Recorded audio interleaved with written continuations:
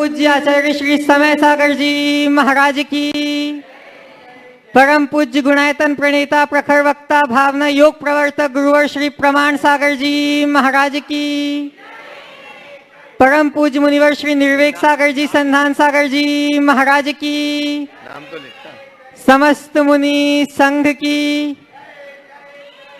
शंका समाधान के आज के इस सत्र में आप सभी का हार्दिक अभिनंदन।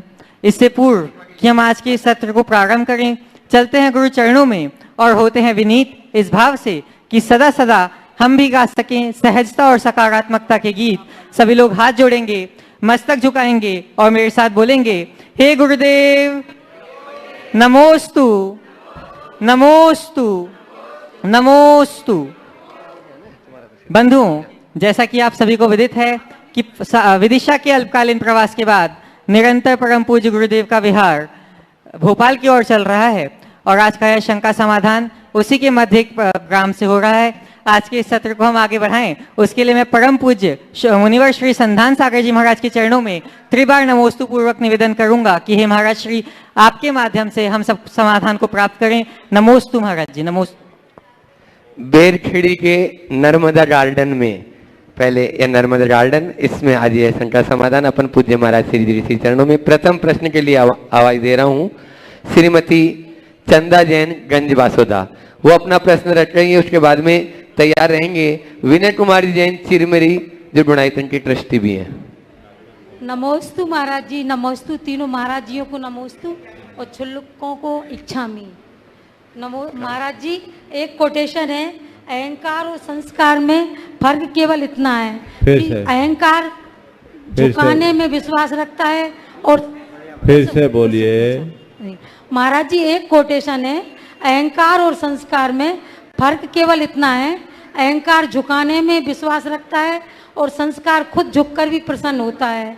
तो गुरुदेव हमें ऐसी कला बताएं ताकि हम अहंकार से परे और संस्कार को धारण कर सकें, सभी के दिलों में अपनी जगह बना सकें। देखिए, बहुत अच्छा वाक्य। अहंकार झुकाने में कोशिश करता है और संस्कार झुकने में खुश होता है।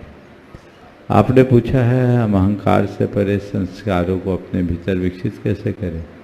कुछ मत करो, अहंकारियों की परिणति देख लो और उससे तौबा करना शुरू कर दो, संस्कार अपने आप प्रकट हो जाए। महाराज जी एक बस एक ही। हेलो, चलिए उसके बाद में विनय कुमारी जैन चिरमरी और तैयार रहेंगे डॉक्टर सविता जैन विदिशा, जो शिरोमणि संरक्षक है गुणायतन के। महाराज जी, छोटी सी उम्र में इतनी बड़ी उम्र निकल गई है, मैं कुछ मुहावरों के अर्थ अभी भी नहीं जान पाया हूँ। फिर से बोलो। इस मतलब बड़ी छोटी सी उम्र में इतनी बड़ी उम्र निकल गई है और कुछ मुहावरों का अर्थ मैं आज भी नहीं जान पाया हूँ। उसी की अपेक्षा रखता हूँ कि आप बताएं। जैसे गुड़ भरा हंसिया गले में फंसा है, गुड़ गुड़ गुड़ का हंसिया गले में फंसा है, निकालो तो कटता है और लीलो तो कटता है। जैसे लातों के भूत बातों से नहीं मानते, जैसे उखरी में मूड़ दई मूसर की क्या टेंशन, ये सब के कुछ मुहावरे। मतलब देखिए, मुहावरे जितने और कहावतें जितने भी होते हैं उनके अपने अर्थ होते हैं और उन सब की अलग अलग व्याख्या होती है। अगर मैं आपके इन मुहावरों की व्याख्या करना शुरू कर दूं तो कल से लोग अलग अलग मुहावरे खोज खोज के लाएंगे और मुझसे उसका उत्तर पूछेंगे। तो मैं चाहूँगा कि मुहावरे के उत्तर तो आपको आपके गूगल में भी मिल जाएंगे, वहाँ ढूंढ लो। आगे बढ़ो। डॉक्टर सविता जैन शिरोमणि संरक्षक विदिशा और उसके बाद में तैयार रहेंगे AK जैन अशोक कुमार जी ठेकेदार विदिशा। नमोस्तु महाराज जी, छामी छुल्लक जी।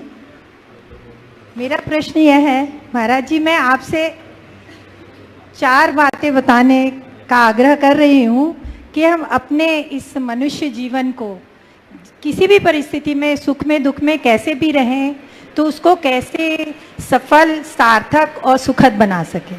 अपने जीवन को हर परिस्थिति में सफल, सार्थक और सुखद कैसे बना। 4 बातें याद रखें। जीवन को हर स्थिति में सफल, प्रसन्न, सुखद बनाना चाहते हैं तो सबसे पहली बात जो है, जैसा है, उसे स्वीकार करो। समझ गए? जो जिस रूप में हमें मिला है उन्हें स्वीकार करे, जो भी अच्छे हों तो बुरे हों तो उन्हें कर्म का फल मानकर सहज भाव से स्वीकार करने की आदत डालें। हमारे मन में आकुलता तभी होती है जब हम चीज़ों को स्वीकार नहीं कर पाते। यदि चीज़ों को स्वीकार करने की कला हमारे हृदय में विकसित हो जाए तो हमें कहीं किसी प्रकार की कठिनाई का अनुभव नहीं होगा। तो पहली बात, चीज़ों को हम स्वीकार करें। दूसरी बात, यदि कोई दुर्निमित्त आ जाए तो उसे नज़रअंदाज करने की कोशिश करें। कोई कुछ बोल दे, कुछ हो जाए तो उसे नज़रअंदाज करने की बात करें। ठीक है, इग्नोर करें, एक्सेप्ट करें, इग्नोर करें। तीसरी बात, यदि कोई दुख प्रसंग घट जाए तो उसे सहन करें, टॉलरेट करें। कर्म का उदय है, ठीक है, जितना है चलता है। अपने अंदर सहनशीलता को यदि हम विकसित करते हैं तो चीज़ें हमारे जीवन को और बेहतर बना सकेगी। तो हम सहनशील बने, स्वीकार करें, नज़रअंदाज करें, सहन करें। और चौथी बात जो महत्वपूर्ण है, हमारे जीवन में कुछ भी घटे, कैसा भी है, संतोष रखे, प्राप्त को पर्याप्त समझना शुरू कर दे, हमारा मन हमेशा प्रसन्न बना रहे। नमस्ते महाराज। हाँ, अशोक। उसके बाद में अशोक जी ठेकेदार विदिशा और तैयार रहेंगे ज्ञानचंद जी पंडित जी के सुपुत्र प्रमोद कुमारी जैन पंचरत्न विदिशा। नमोस्तु गुरुवर। एक सरकारी कर्मचारी जिसने अपने सर्विस काल में हमेशा ईमानदारी और पूर्ण जिम्मेदारी के साथ अपने सभी कर्तव्यों का निर्वहन किया है और उसकी कोई गलती ना होने पर भी रिटायर होने के 2-3 वर्ष पूर्व ऐसे वरिष्ठ अधिकारी द्वारा निलंबित किया जाता है जो उसके पुराने इतिहास को नहीं जानता और स्वयं भ्रष्टाचार में लिप्त हो, तो भगवान उस कर्तव्यनिष्ठ कर्मचारी ने निलंबन की अवधि को किस प्रकार व्यतीत करना चाहिए और उस भ्रष्ट उच्च अधिकारी के लिए क्या भाव रखना चाहिए? देखिए, ये तो आज के सिस्टम का प्रभाव है। आज ऐसा सिस्टम बन गया है, लोग इस तरह की स्थितियां उत्पन्न कर देते हैं। पहली बात, यदि हमने कर्तव्य निष्ठा ईमानदारी पूर्वक काम किया है तो हमें किसी भी बात का कोई संकोच नहीं करना चाहिए।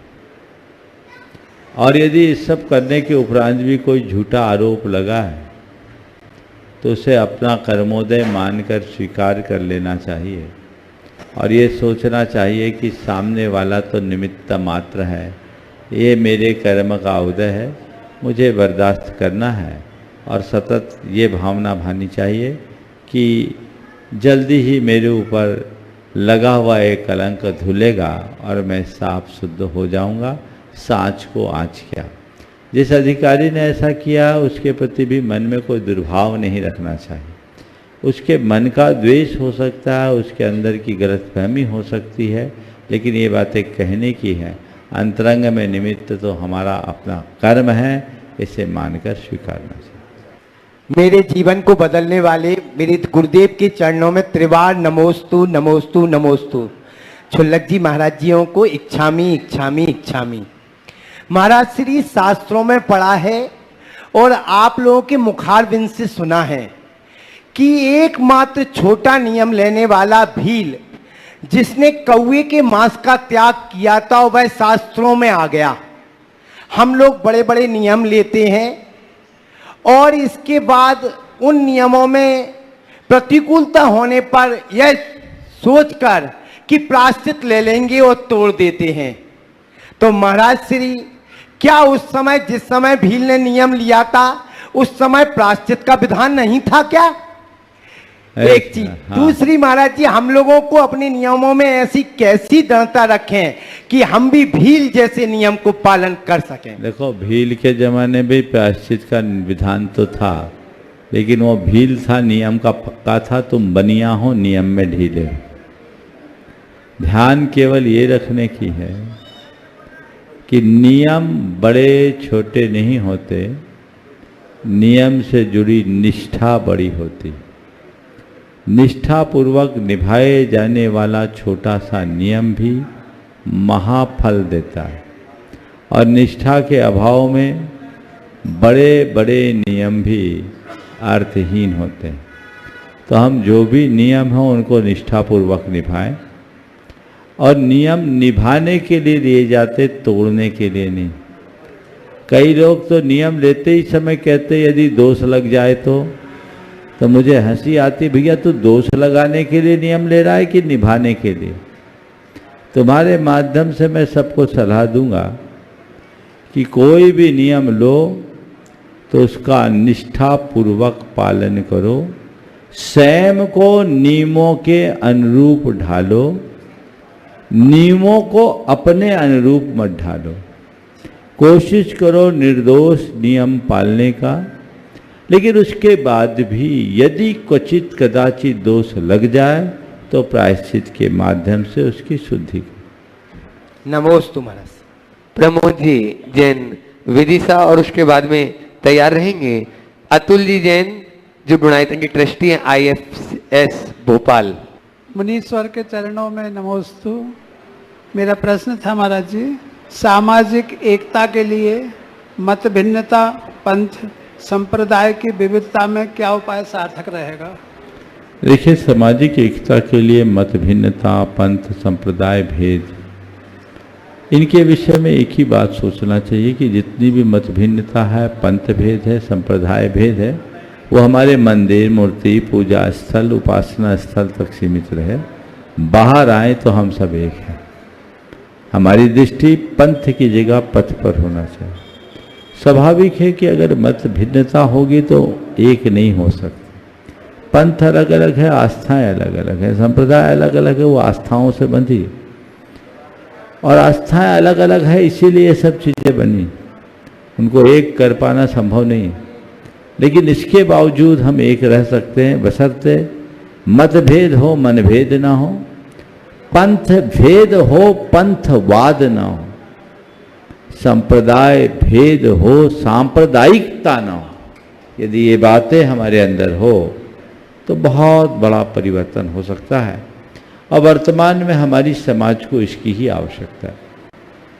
हम अपनी आस्था के अनुरूप अपने पंथों का आश्रय लें, आलम्बन लें, आगे बढ़े, लेकिन हम पंथाग्रही न बने, अपनी आस्था को दूसरों के ऊपर न थोपे, अपनी आस्था के अनुरूप अपना आचरण करे, और सामने वाले की आस्था के ऊपर आघात न करे। उसे अपने तरीके से जीने दें, आप अपने तरीके से जिए, तो मैं समझता हूँ समाज में कहीं किसी प्रकार का वैमनस्य नहीं फैलता। अतुल जी जैन गुणायतन ट्रस्टी भोपाल, और उसके बाद में तैयार रहेंगे मंजू रंजू जैन सिवनी बानापुरा मनीष जी पाटनी के साथ में। तीनों गुरुवर भगवानों को मेरी त्रिवार नमोस्तु नमोस्तु नमोस्तु। सभी क्षुल्लक जी को इच्छामि इच्छामि इच्छामि। गुरुवर, एक बात मैं कहना चाहता हूँ कि जैन समाज के जो बच्चे हैं, जो स्टूडेंट्स हैं और जो युवा वर्ग हैं, आपकी अनुपम, अद्वितीय, ओजस्वी और अनुकरणीय जो शंका समाधान के मामले और प्रवचनों के माध्यम से जो शिक्षा मिलती है वो अद्भुत और अद्वितीय है। गुरुवर, मैं कहना चाहूँगा, मैं अपने प्रश्न के पहले एक दो लाइनें जरूर आप बोलना चाहूँगा गुरुवर, कि एक सूरज ही नहीं और भी तारे हैं जहाँ में, एक सूरज ही नहीं और भी तारे हैं जहाँ में, गुरुवर आपको देखा तो सारे दीपक से लगे, गुरुवर आपको देखा तो सारे दीपक से लगे। और शंका समाधान के बारे में गुरुवर मैं अपनी भावनाओं को व्यक्त करना चाहूँगा इन शब्दों के साथ में, जो मेरे साथ में होता है कि मन व्याकुल है, मन व्याकुल है, मन में संताप है और विकल्प की तलाश है। मन व्याकुल है, मन में संताप है और विकल्प की तलाश है, जब भी देखते हैं संख्या समाधान, मन हर्षित होकर रास्ते खुल जाते हैं, मन हर्षित होकर रास्ते खुल जाते हैं। सवाल कर लीजिए। गुरुवर, मैं जो समाज और आज की राजनीतिक आर्थिक परिस्थितियां या सामाजिक परिवेश की जो स्थितियां हैं, उस पर गुरुवर मैं एक छोटा सा आपसे मार्गदर्शन या जैन समाज को कैसे आगे बढ़ना चाहिए इस पर पूछना चाहता हूं। अभी कल मोदी सरकार जी की गवर्नमेंट बनी, 71 मंत्री बने गुरुवर, लेकिन ये बात चिंतनीय है, अल्पसंख्यक समाज से भी जैन मंत्री बने, 5 अल्पसंख्यक समाज के मंत्री बने, परंतु जैन समाज के किसी भी व्यक्ति को इस योग्य नहीं समझा गया कि वो इस कैबिनेट में या मंत्रिमंडल में आए। गुरुवर, हमको इस बात का हमेशा ये रहता है कि तख्तमल जैन मध्य भारत के ज़माने से पीसी सेठी साहब रहे, सकलेजा जी रहे, सुंदरलाल पटवा जी भी रहे, और बहुत से, जब देश स्वतंत्र हुआ था तब से पूरी मतलब पिछले 50-70 सालों का जो इतिहास रहा, उसमें जैन समाज का क्या प्रभुत्व कम हो गया है दूसरे समाजों पर, या जैन समाज के प्रति जो सम्मान था समाज में, क्या वो घट रहा है? क्योंकि जो भी समाज में सम्मान है वो तो डेमोक्रेटिक सिस्टम में चुने हुए प्रतिनिधियों के माध्यम से होता है। और इसी के साथ में मैं एक बात और गुरुवर जो कहना चाहता हूँ, मेरा अपना ऑब्जर्वेशन है कि जैन समाज में लीडरशिप की बहुत कमी है। हमारे अपने मंदिरों में अपने अपने क्षत्रप रहते हैं और एक क्षत्र दूसरे क्षत्र की जो है वो देखता नहीं है, तो इवन पार्षद भी चुनना मुश्किल हो रहा है। गुरुवर, आप समाधान इस पर करिए। देखिए, ये सवाल अक्सर उठता रहता है। मेरा मानना है कि इस तरह की बातों का समाधान केवल एक शंका समाधान से नहीं होने वाला। इस पर पूरी समाज को व्यापकता से सोचने की जरूरत है। ये बहुत बड़ा सच है कि जैन समाज का गौरव और सम्मान दिनों दिन क्षीण हो रहा है। हमें अपने खोते हुए सम्मान को पुनः जगाना होगा, अपने गौरव को फिर से पुनर्प्रतिष्ठित करना चाहिए।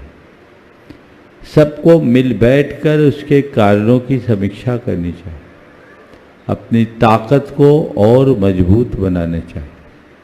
और ये सब तब संभव होगा जब पूरी समाज सब बातों को दरकिनार करके रचनात्मक दृष्टि से आगे बढ़ना शुरू करे।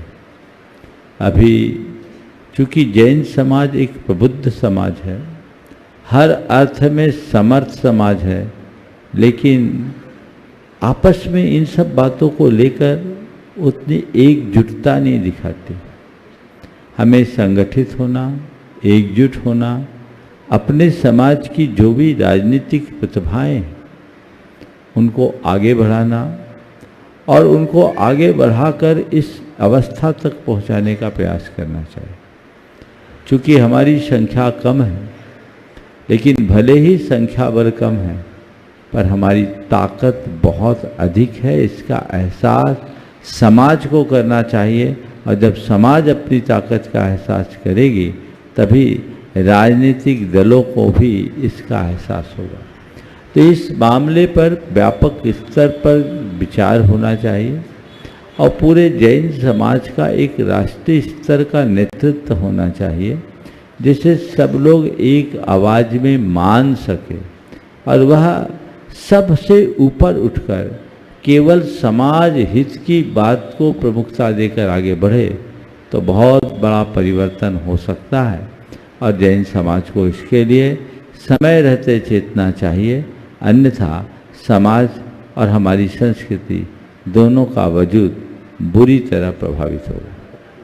नमस्ते गुरुवर। नमस्ते। मंजू रंजू जैन सिवनी बानापुरा के बाद में तैयार रहेंगे। विकास गोदा जो बिहार का रहे हैं और पूरी टीम उनकी बिहार का आने वाली बिहार पूरी टीम रहेगी, बोधशाला वाली पूरी टीम उनके साथ रहेगी। नमोस्तु महाराज श्री जी, नमोस्तु महाराज श्री जी, नमोस्तु महाराज श्री जी। इच्छामी महाराज जी, इच्छामी महाराज जी, इच्छामी महाराज जी। महाराज श्री जी, जो अपने होते हैं वो अपने क्यों नहीं होते हैं? जो अपने होते हैं वो अपने क्यों नहीं होते हैं? अपने होते ही नहीं, हम उन्हें अपना मान लेते हैं। समझ गए? अपना कोई नहीं है, सब सपना है, पहली बात। फिर दूसरी बात, जिनको आप अपना बनाना चाहते हो पहले उन्हें अच्छे से अपनाओ। समझ गए? और एक बात सदैव ध्यान रखना, कोई मुझे अपनाए ये मेरे हाथ में नहीं है। कोई मुझे अपनाए ये मेरे हाथ में नहीं है, पर मैं सबको अपना बना सकूं ये मेरे हाथ में। तो मैं अपना बनाने की कोशिश करूं, और किसी को अपना बनाने के लिए अपनत्व प्रकट करना होगा। और अपनत्व प्रकट तभी कर पाएंगे जब आप सामने वाले का दिल जीतेंगे। चलिए। नमोस्तु महाराज जी। विकास जी गोदा, संदीप जी गोदा, पूरा सुनील गोदा, पूरा गोदा परिवार, और साथ में भोपाल पंकज, उनके युवा टीम भी, बिट्टू भाई और सिद्धार्थ, मधुर, पंकज भाई, पंकज सुपारी भी उनके साथ में ही। सभी लोग एक साथ एक प्रश्न कर लें। विकास तुम पूछो। विकास भैया, और उसके बाद में तैयार रहेंगी कुमारी पारस जैन, सलामतपुर। महाराज श्री के चरणों में अपनी टीम के साथ। नमोस्तु महाराज जी, त्रिवार नमस्ते। इच्छामी महाराज जी, इच्छामी महाराज जी, मैं प्रिंटिंग का कार्य करता हूँ। कई बार क्या होता है कि साधु, मतलब पूरे भारतवर्ष में से अपने संघ के अलग अन्य संघों के भी हमारे पास काफ़ी काम आते हैं प्रिंटिंग के। कई काम लेट हो जाते हैं महाराज, किसी न किसी कारणों से। उस दौरान कई बार जो साधु महाराज होते हैं या छुल्लक जी वगैरह होते हैं, वो नाराज भी होते हैं मेरे पे कि ये तुमने काम करके नहीं दिया, ऐसा नहीं वैसा नहीं। वो मैं भी कई बार होता हूँ कि इनको समझ में नहीं आती, ऐसे ही करते हैं, इनको ऐसा करना चाहिए, इनको ऐसा नहीं करना चाहिए। बाजी इसमें मेरे कितने कर्म बन जाते हैं? पहले तो मैं चाहूँगा एक बार इस पूरी टीम का जोरदार अभिनंदन कर दीजिए। बहुत उत्साह के साथ ये 10-12 जोड़े तत्परता से लगे हैं और आप सबकी उत्तम से उत्तम व्यवस्था बना रहे हैं। एक बार इनका अभिनंदन तो बनता है। आपने जो सवाल किया, देखो ये प्रिंटिंग का धंधा है और बड़ा, मैं तो इसकी व्याख्या बिल्कुल अलग शब्दों में कहता हूँ कि प्रिंटिंग वाले कभी सही बोलते नहीं, ये सफ़ेद को काला करते हैं। और जो सफ़ेद को काला करे उनके लिए क्या बोलूं। पर मैं तुम्हें कहता हूँ, पहले ही जो कुछ कहना है कमिटमेंट ही वैसा दो जिसको फुलफिल करने के लिए आपको सुनना ना पड़े, मार्जिन लेके दो, और जो कमिटमेंट करो उसे पूरा करो। ये हर बिजनेस में होना।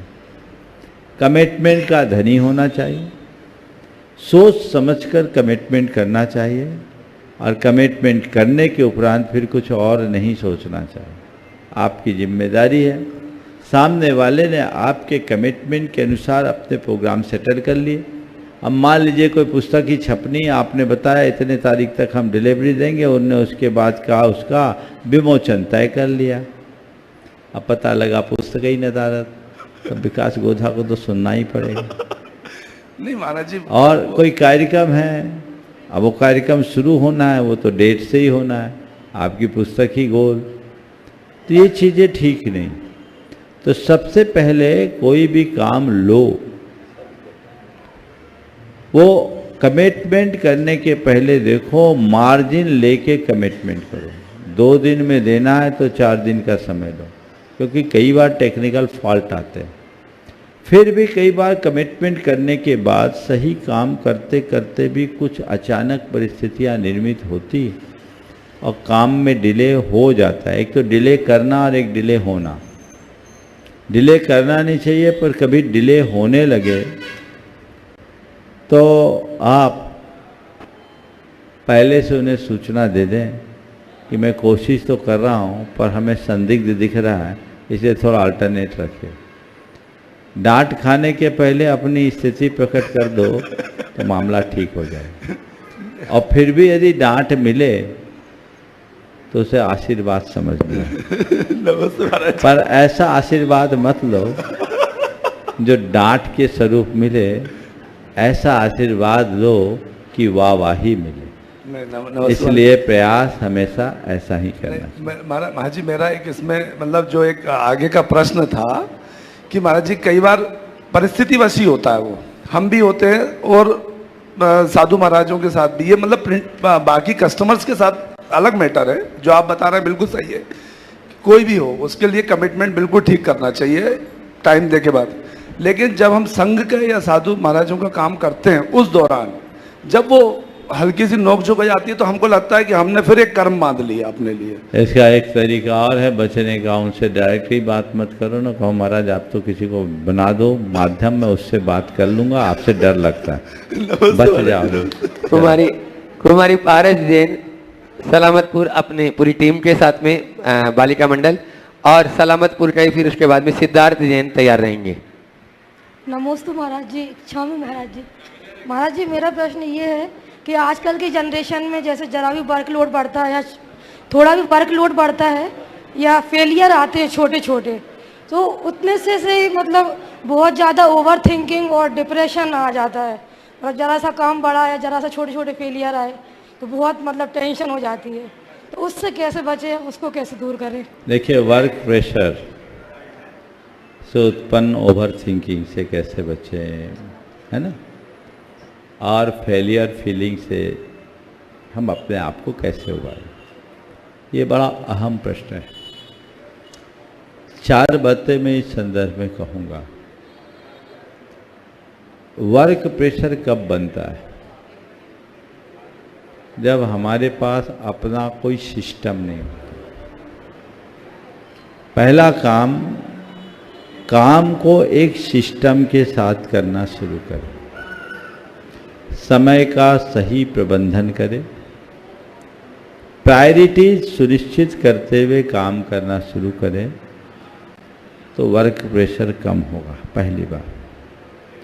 दूसरी बात, अपनी एफिशिएंसी को डेवलप करें, वर्क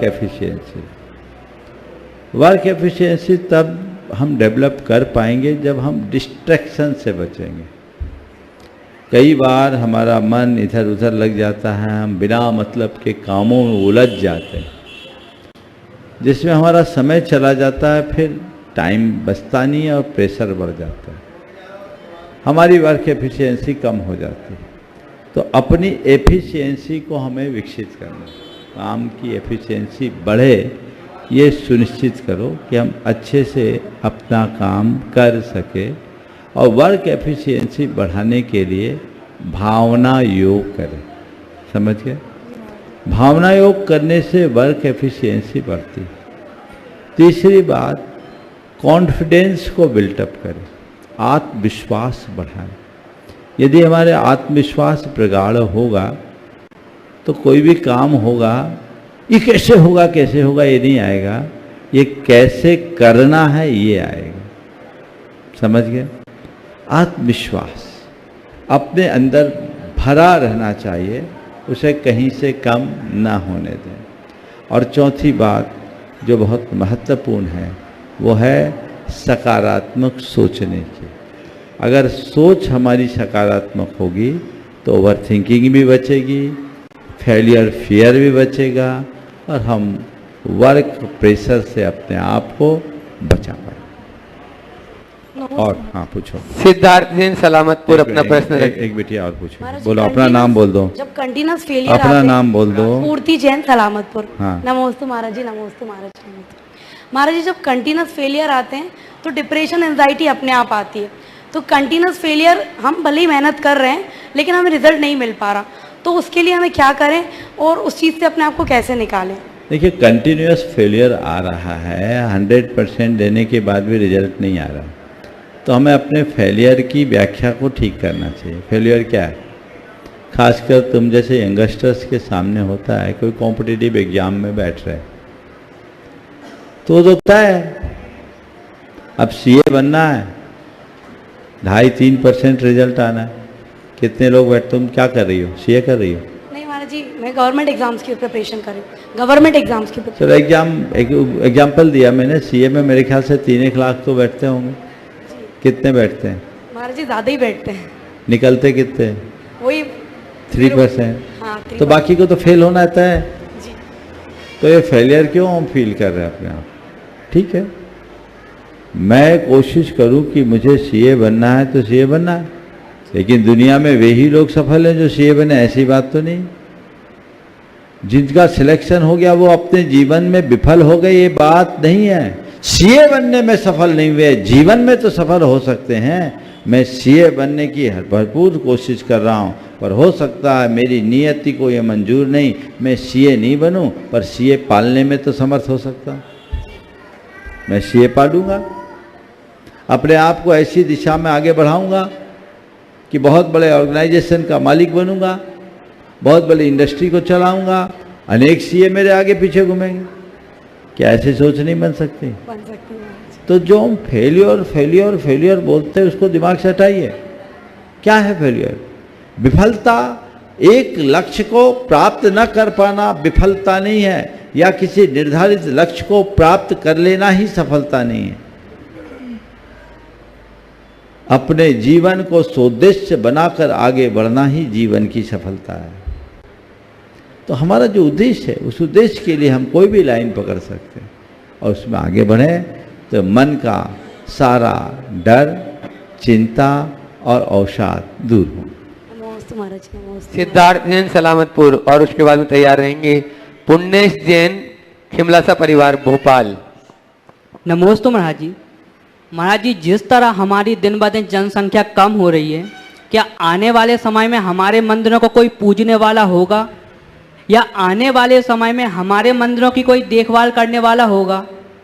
मैंने सुना है करोड़ों की जनसंख्या थी पहले जैनों की, 8.03% बची है, और इतने में ही सम्मेद शिखर, गिरनार जी, अष्टपद जैसे तीर्थों पे कब्जा हो चुका है पूर्णतः, और आज भी हमारी दिन ब दिन जनसंख्या कम हो रही है। ओम। और ये भी कारण ओम आज से समझिए, पहली बात तो सुधार लो, 0.03% नहीं 0.45% हमारी जनसंख्या है। तुम युवा हो, डाटा आज अपडेट होना चाहिए।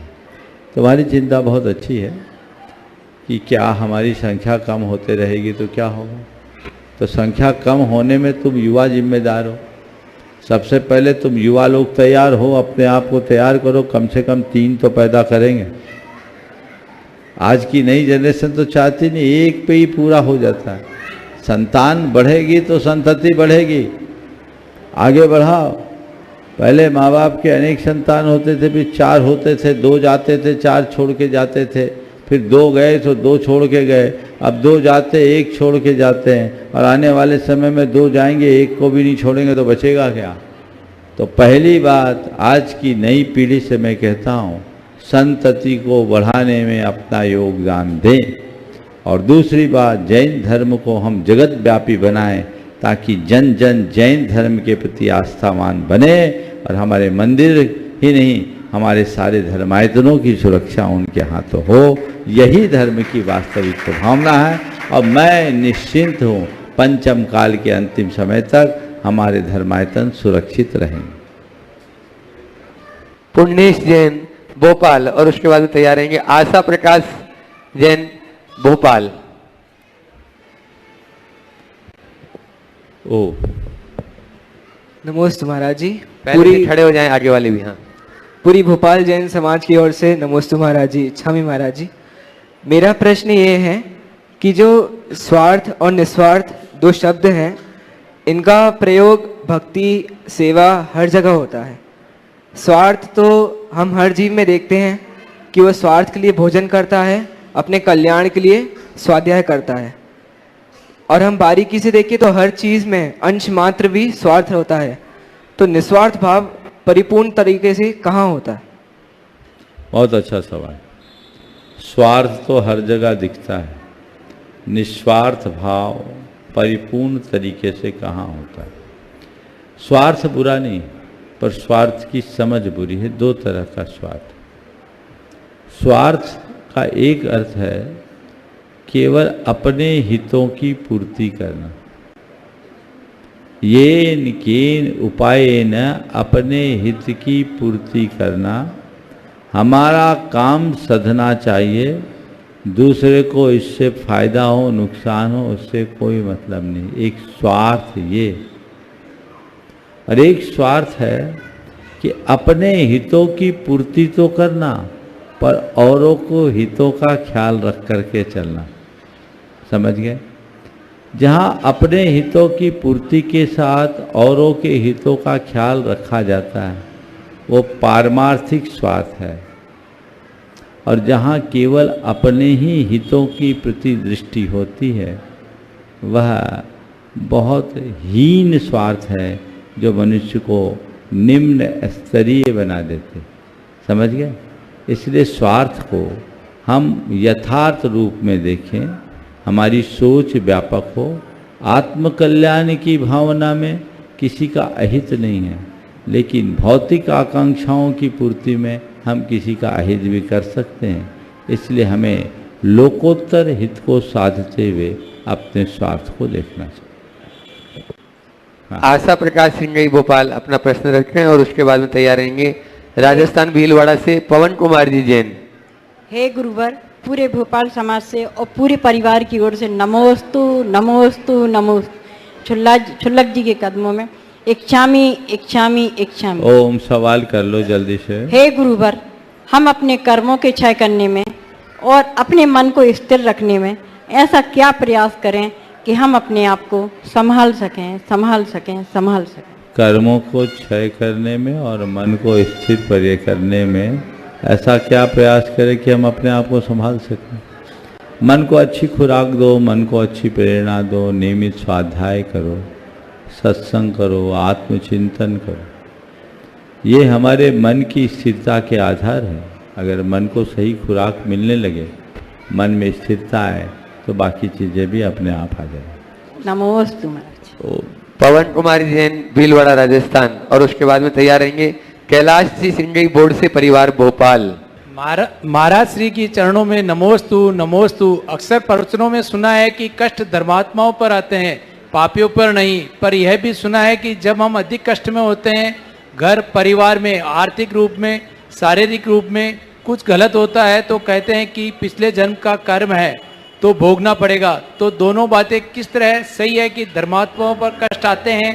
कृपया शंका का समाधान कीजिए। देखिए, कष्ट धर्मात्माओं पर आते हैं पर अकारण नहीं आते, उनका भी पुराना बैलेंस वैसा होता है तब आते। तो धर्मात्माओं पर कष्ट आते हैं, जो पिछला उनका कर्म होता है वो निमित्त बन जाता है।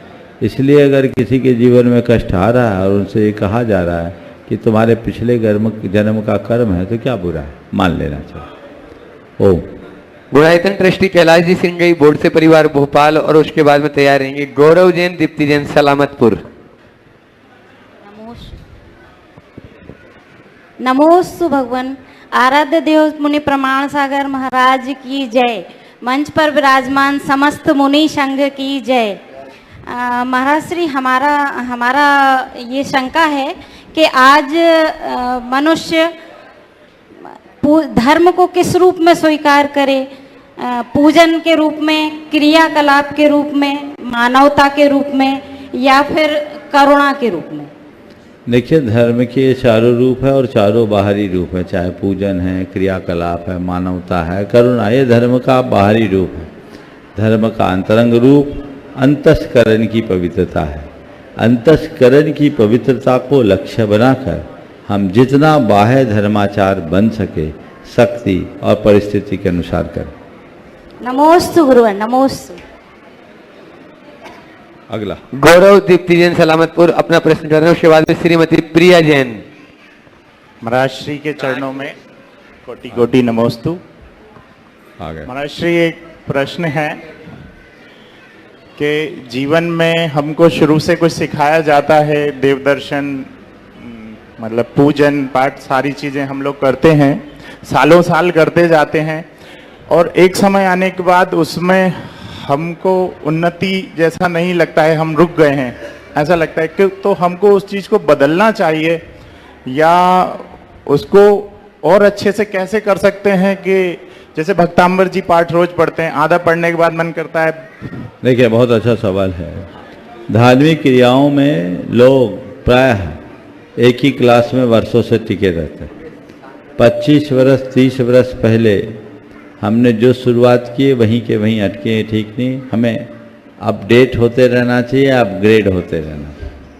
तो अपनी शक्ति और परिस्थिति के अनुसार हमें अपने नियमों को आगे बढ़ाना चाहिए और जो भी चीज़ें हैं उनको और आनंद के साथ, जैसे भक्तामर स्तोत्र है, आपने अपने जीवन के प्रारंभिक दौर में अगर भक्तामर की शुरुआत की तो हो सकता है उस समय आपको उसका उतना अर्थ ना आए, लेकिन जैसे जैसे आगे बढ़े आप उसके अर्थबोध के साथ पढ़ें, आनंद आएगा। इसी तरह अपने नियमों में भी जो हमने एक सामान्य नियम लिया, शक्ति और परिस्थिति के अनुसार अगर उन नियमों में वृद्धि करे तो बहुत बड़ा परिवर्तन है। तो वैसा देखना।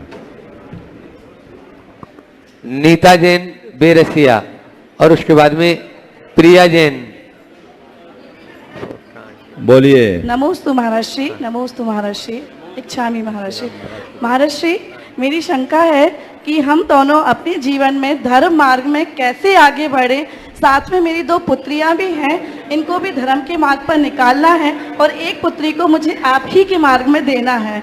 तो मुझे ऐसा आशीर्वाद दीजिए कि मैं अपने बच्चों को अच्छे संस्कार दूं और हम दोनों अपने जीवन का कल्याण कर सकें। बहुत सुंदर अच्छे भाव आपने बनाए हैं। आप दोनों ने गृहस्थ आश्रम में पदार्पण किया है। अपने गृहस्थोचित कर्तव्यों का दृढ़ता से पालन करें। सदगृहस्थ बनने का पहला प्रयास करें और एक सदगृहस्थ के जितने भी सद्गुण हैं उन्हें धीरे धीरे आत्म विकसित करने की कोशिश करें। कुलाचार का दृढ़ता से पालन करें। बच्चों में अच्छे संस्कार दें। आने वाले समय में वो फलीभूत होंगे, तब आपकी भावनाएं साकार होंगी। एक बच्चे को देना है आपके मार्ग। बहुत सुंदर आशीर्वाद। नमस्ते। पर्ची में स्थान लिखे अब आ गया है श्रीमती प्रिया जैन, अक्षय जैन भोपाल और उसके बाद में तैयार रहेंगे सोनम अमन जैन सलामतपुर। तीनों महाराज जियों के चरणों सीधे में सीधे प्रश्न बोलो, टाइम कम। हाँ महाराज जी, हम स्त्री पर्याय में रहकर गृहस्थ जीवन में रहकर भरण पोषण करते हैं, दैनिक कार्य करते हैं, तो कभी कभी मन ये पूछता है कि वास्तव में स्त्री पर्याय की सार्थकता इसी में है क्या? अगर इसमें नहीं है तो स्त्री पर्याय की सार्थकता किस में है? अरे, स्त्री पर्याय की सार्थकता अगर भरण पोषण में नहीं है तो क्या पुरुष पर्याय की सार्थकता गोरख धंधे में है? ये तो दुनियादारी है, ये बाहर का कर्तव्य है।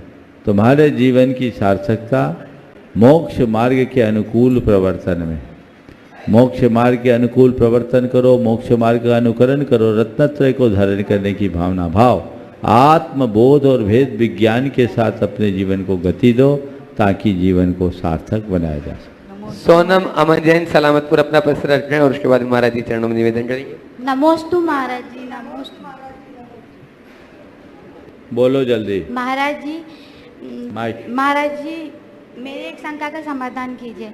जो लड़की दूसरे समाज से आती है, आकर जैन धर्म और विवाह करती है और सभी नियमों का पालन करती है, देव दर्शन करती है, पूजा पाठ करती है, उस बहू को जैन समाज में ना आदर सम्मान क्यों नहीं दिया जाता?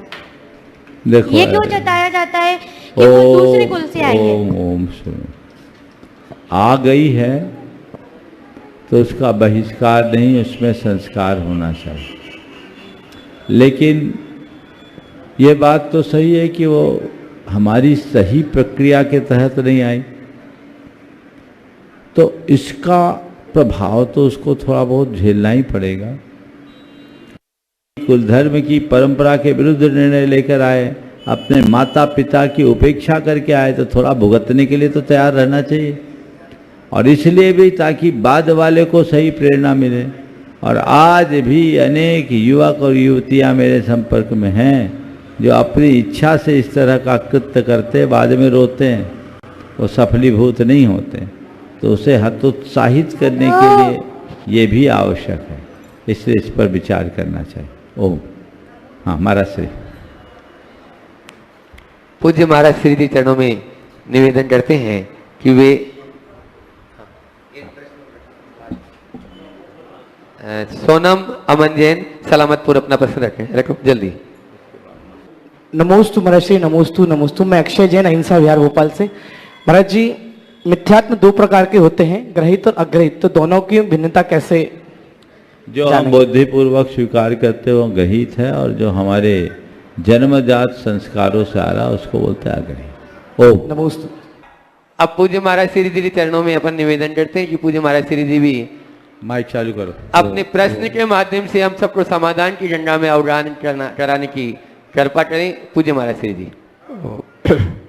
मुनिश्री को नमोस्तु करते हुए, जो चलते हैं फिरते हैं वार्ता करते हैं, ऐसे पशु और मनुष्यों को देख करके तो जीव हैं ऐसी कल्पना या वास्तविकता को स्वीकार किया जा सकता है, किंतु जो पृथ्वी है, अग्नि है, हवा है, इनमें भी जीव है या ये जीव हैं, इसको कैसे स्वीकार किया जाए? क्योंकि इसमें कोई एक्टिविटीज तो देखने में आती नहीं। अतः समाधान करेंगे। बहुत अच्छा सवाल महाराज से ने किया है। जंगम जीवों की गतिविधियों को देखकर उनके जीवत्व का आभास हो जाता है, लेकिन स्थावर जीव, चाहे पृथ्वी है, चाहे हवा है, चाहे पानी है या अग्नि, इनमें जीवत्व को कैसे स्वीकारा जाए?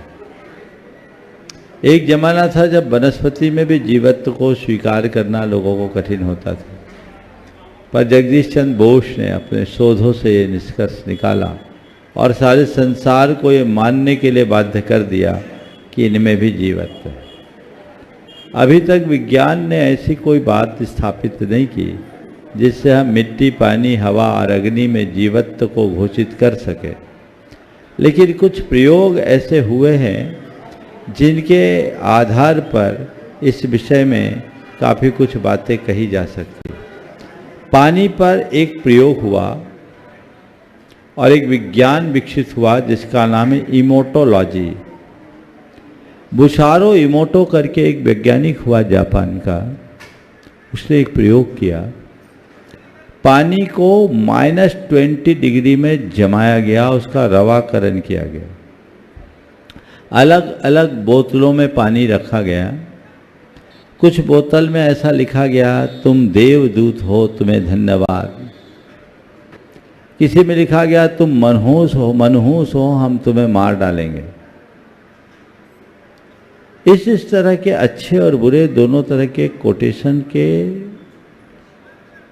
उसमें लेख लिखे गए, चस्पा किया गया और उस बोतल के पानी को रवाकरण करके -20 डिग्री में जमाया गया। उसके बाद दोनों बोतल का जो फोटोग्राफ्स लिया गया पानी का, तो जिसमें तुम देवदूत हो, तुम्हें धन्यवाद जैसे सकारात्मक बातें लिखी गई, उसके पानी का फोटोग्राफ ऐसे आया मानो खिला हुआ फूल हो। और तुम मनहूस हो, तुम यमदूत हो, आई विल किल यू, इस तरह की बातें जिसमें लिखी गई, उसमें जो चित्र उभरा वो ऐसा उभरा मानो कंकालों का ढेर हो। उस आधार पर ये निष्कर्ष निकला कि पानी पर हमारे भावों और विचारों का प्रभाव पड़ता है। यद्यपि ये वाइब्रेशनल इफेक्ट गिना जाता है, लेकिन मुझे लगता है आने वाले समय में अगर ठीक ढंग से इस पर विचार किया जाए तो ये कहीं न कहीं पानी आदि में भी हमारी चेतना को प्रकट कर सकता है। पर जब तक विज्ञान इसे स्वीकार नहीं करता, हमें केवल शास्त्रों के आधार पर इसे मानना होगा। और मैं तो ये मानता हूँ कि शास्त्रों में उल्लिखित बातें सत्य होती है, आज नहीं कल उसको जरूर मिलेगा। बोलो। और आगे अब वो बच्चे जो अपनी सुख सुविधाओं को छोड़कर पूरा बिहार करा रहे हैं, मंगू पहलवान उनकी तरफ से प्रश्न रख रहे हैं। आप लोग जोरदार तालियों से उनका स्वागत अभिनंदन कर दें जल्दी।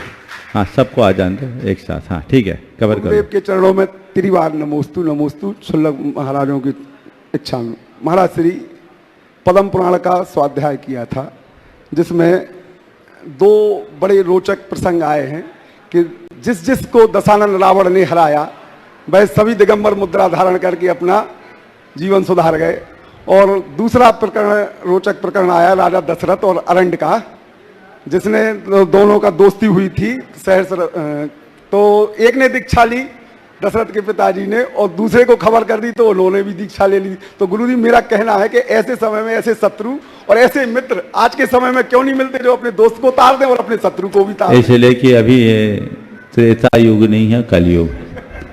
वो राम युग था, अभी कलयुग है, इसलिए दुर्दशा हो रही। इस प्रकार आज के सत्र को यहीं पर विराम।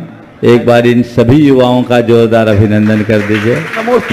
कल प्रातः काल, कल शुद्ध पंचमी का दिन है और कल प्रातः काल हम लोग सूखी सेवनिया में प्रवास करेंगे। चर्या वहीं होगी और आगामी 13 तारीख को भोपाल में प्रवेश होगा। बोलिए परम पूज आचार्य गुरुवर श्री विद्यासागर पूज्य मुनि श्री 108 प्रमाण सारणी महाराज की